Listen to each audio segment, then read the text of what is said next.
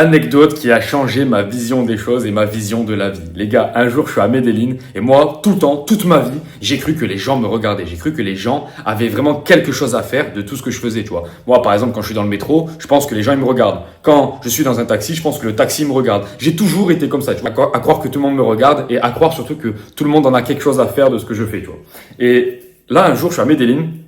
Il y a une petite, elle est magnifique, une petite colombienne, tu vois, tout ce que j'adore, frérot, tout ce que j'adore, tu me connais, petit cul bombé, machin, truc et tout, tout ce que j'adore. Je la vois, je me dis, ok, très bien, vas-y, je vais aller la voir, machin, on va voir ce que ça donne. Ça se passe plutôt bien, je récupère le Insta, machin, truc, je me tourne sur le côté, je vois qu'il y a un mec qui me regarde, et ce mec-là, je le retrouve derrière, au cœur, le biceps, là-bas. Et du coup, je vais le voir, et je lui dis, le mec, il m'a bien regardé, hein. Je vais le voir, je lui dis, ouais, elle était mignonne, la petite et tout. Il me dit, quelle petite et tout? Je lui dis, la petite que j'ai abordée. Le mec, il me dit quoi? Il me dit, c'est-à-dire, j'ai pas vu, t'as abordé qui? Voilà. Tout le monde s'en bat les couilles. Pourquoi je te raconte cette anecdote? C'est pour t'expliquer que j'étais sûr à 400% que le mec m'avait vu parce que, tu vois, il me regardait. Mais en fait, frérot, le mec, quand il te regarde, il n'est pas concentré sur toi. Il pense à ses problèmes, il pense à sa vie, il pense à ses trucs et en même temps, il te regarde, il est comme ça, tu vois. Il portait ses haltères, il était comme ça en train de me regarder. Il était pas en mode, tu vois. Et en fait, ça, c'est exactement la différence que tu dois faire dans ta tête quand tu penses à aborder une meuf, quand tu penses à lancer ton business en ligne. Il y a plein de gens, ils ont peur de lancer leur business en ligne. Ils se disent, oh, mais Valentin, mais tu te rends pas compte. Mais si je lance mon business en ligne et que ça ne marche pas, mais t'imagines pas, ma famille va me prendre pour un con, mais t'imagines pas ce qui va se passer. Mais les gens, ils s'en foutent en fait, frérot. Les gens s'en foutent. Les gens s'en battent royalement les couilles de ta vie. Si tu réussis, tant mieux. Si tu réussis pas, ils s'en foutent.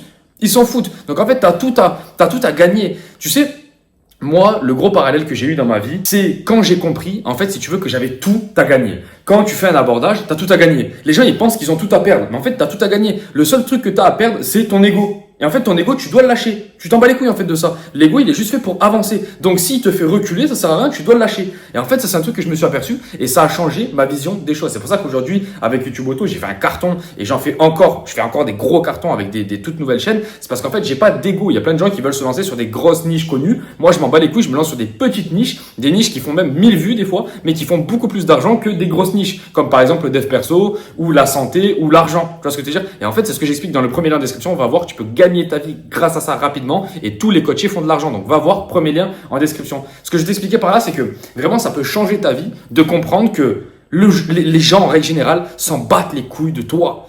Ils s'en battent les couilles quand tu es à la caisse. Tu sais, des fois, moi avant, j'étais stressé. J'allais à la caisse, tu vois, quand j'avais 18 ans. J'allais à la caisse et j'étais stressé. Je pensais que les gens, ils me regardaient à la caisse. Des trucs comme ça, tu vois. J'avais de l'anxiété de fou. J'étais tout le temps anxieux. Mais en fait, ce que tu comprends, c'est que les gens à la caisse, ils s'en foutent. Ils s'en foutent de toi. Tout le monde s'en fout de toi. Tout le monde est concentré dans ses problèmes. Et même s'il y a une personne qui est intéressée dans toi, la meuf, elle est pas, ou le mec qui te regarde, il est pas en mode focus que sur toi. Et nous, on croit que, comme on existe, on croit que tout le monde nous regarde. Mais tu ne peux pas penser comme ça parce qu'en fait, si tu penses comme ça, tu vas toujours être triste et tu vas toujours devoir moduler ton comportement par rapport à la peur du regard des autres. Aujourd'hui, moi, j'ai fait un gros travail sur moi-même par rapport à tout ça. Et je me rappelle quand j'étais au Brésil, là, justement, il y a 3 semaines, il y avait une meuf, elle était avec son groupe de potes, tu vois. Et la meuf, elle me regarde, mais elle me regarde terriblement, frérot. Genre, je passe sur le côté comme ça et elle me regarde.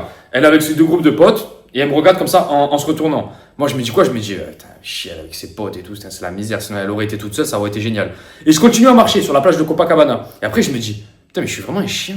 Je suis vraiment un chien. Je suis pas allé parce qu'elle était avec ses potes.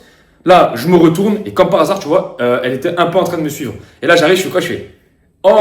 Je fais comme ça, tu sais, parce que ça veut dire bonjour en portugais. Ils ont rigolé les 3 en même temps. Et je sais pas quoi, après, ils m'ont parlé un petit peu en portugais et tout, j'ai rien compris. J'ai pris le Instagram de la meuf. Et bon, j'ai pas eu le temps de la revoir parce que je suis resté que 3 jours à Rio. Mais tout ça pour te dire que il faut porter ses couilles, il faut aller faire les choses, ça sert à rien en fait. Si tu veux, la meuf elle était là, juste parce qu'elle était avec des potes, j'étais en mode, ah putain, t'imagines la pression sociale, c'est chaud. Si j'y vais pas, je vais m'afficher et tout. Enfin, si j'y vais, je vais m'afficher. Non, mais en fait, y a pas, tu vas t'afficher. Déjà, la meuf, elle t'a regardé comme pas possible. Donc déjà, ça te prouve qu'elle veut quelque chose. Et numéro 2, frérot, même si elle est avec quelqu'un, qu'est-ce que tu t'en fous? Qu'est-ce que tu t'en fous? Ce mec-là, c'est qui? C'est Macron? C'est Brigitte Macron? C'est qui? On s'en bat les couilles. Même si c'est Brigitte Macron, on s'en fout, tu vois.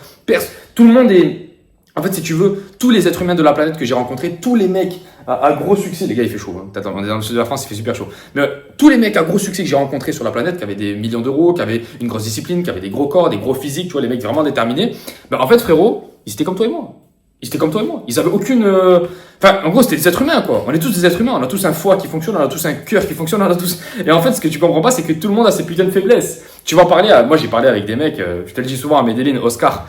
Frérot, le mec, il est béton dans tout. Mais en fait, frérot, il a des putains de faiblesses. Il a des putains de moments où tu te dis, Ah, mais en fait, frérot, moi je lui disais, tu vois. Ah, mais Oscar, toi aussi t'as des moments comme ça? Il me dit, Valentin, comment ça? Tout le monde a des moments comme ça. Et moi, c'est là où j'ai compris qu'en fait, tous les êtres humains de la planète étaient au même niveau. C'est juste qu'il y en a qui sont plus en galère que d'autres actuellement, mais tu peux très très vite passer rapidement sur un niveau de confort qui est bien meilleur, tu vois. Et un niveau de résultat dans ta vie qui est bien meilleur. Grâce, comme je t'ai dit dans toutes les vidéos, grâce au NoFap, grâce à la récupération de ton énergie, grâce au fait de ne pas être trop sur les écrans aussi, ça détruit le cerveau et ça détruit toute l'amygdale de ton cerveau. Donc du coup, tu vas moins bien réfléchir et surtout de prendre soin de ton microbiote intestinal. C'est ce que je dis à chaque fois. C'est que ton microbiote intestinal, c'est un peu comme une forêt qui va te permettre de penser. Si tu le nourris que de trucs de merde, de McDonald's, de tout ça, tu vas nourrir les champignons.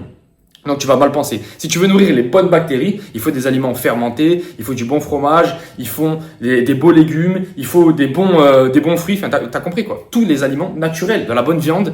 Et si tu n'apportes pas ça, ben en fait, tu n'auras pas une bonne forêt. Donc, tu vas mal réfléchir. Tu vas te lever le matin, tu vas être fatigué. Tu vois, moi, ce qui me permet de faire la vidéo là à minuit, frérot, je te fais la vidéo à minuit parce que j'ai beaucoup travaillé aujourd'hui. J'ai eu énormément de coaching. Mais en fait, frérot, c'est ça. C'est ça, c'est d'avoir un très très bon microbiote intestinal. Et pourtant, j'ai tapé, je sais pas combien d'heures, je crois que j'ai fait 9 heures aujourd'hui et j'ai tapé 2 heures de salle. 2 heures de salle de muscu. Mais frérot, je suis encore là de faire des vidéos. Pourquoi? Parce que j'ai une énergie illimitée grâce à ce putain de microbiote intestinal. Quand est-ce que tu vas le comprendre? Et NoFap, c'est pareil. Ça fait plus d'1 mois et demi que je suis en NoFap et je suis déterminé.